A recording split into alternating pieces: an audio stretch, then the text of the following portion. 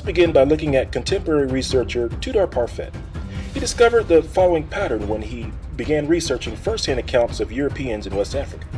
He writes, ethnographers, missionaries, colonial civil servants, and travelers, time and time again, maintain that the African tribes, including the Osa, the Maasai, the Yoruba, the Shona, the Igbo, the Zulus, the Hottentots, the Tutsi, the Ashanti, and many more, practiced Jewish customs, spoke partially Jewish languages, and were of Jewish biological origin.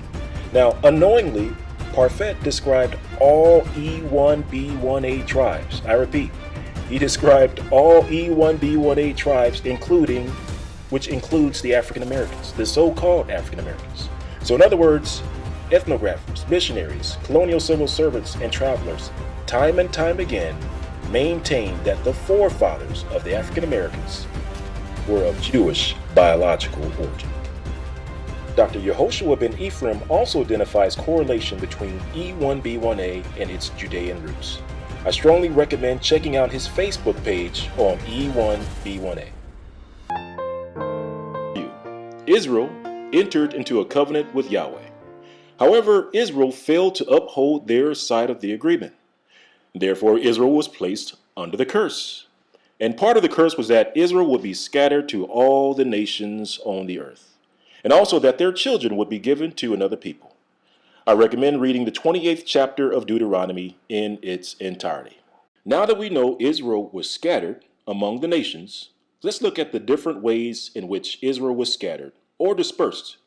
So the first dispersion was the Assyrian dispersion. This dispersion involved the scattering of the northern tribes.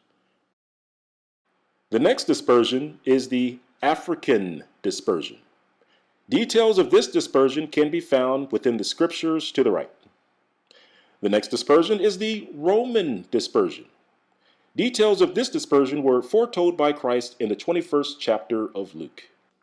And finally, the last dispersion, arguably the worst dispersion of them all. Why? Well, because it lasted the longest and caused the most deaths, and it has the greatest impact on so-called African Americans today.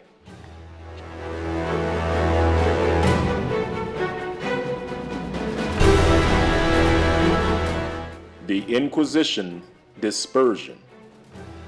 To understand why this dispersion impacts so-called African Americans, most of all, we need to go back to the beginning of the transatlantic slave trade.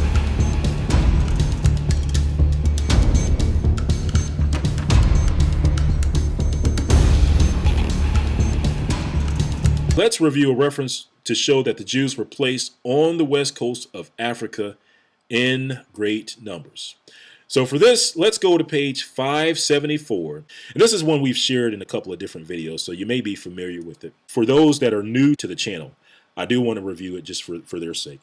It says that John III, King of Portugal, sent a colony thither, and this is talking about the west coast of Africa, above 200 years before, whom though the unwholesome air destroyed. This book was written in the 1600s, so around 200 years before this book was the 1400s. So this matches up with what we've read so far, where we know that John II sent the Jews to the west coast of Africa in the 1400s.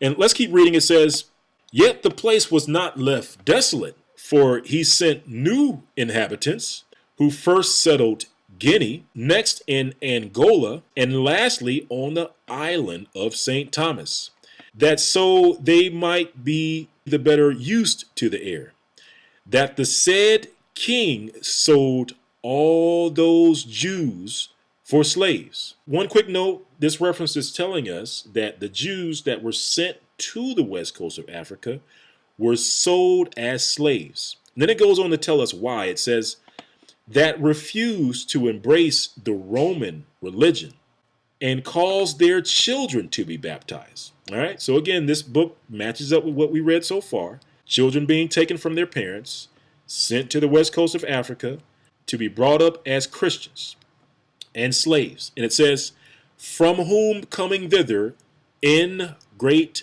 numbers, most of the present inhabitants were descended.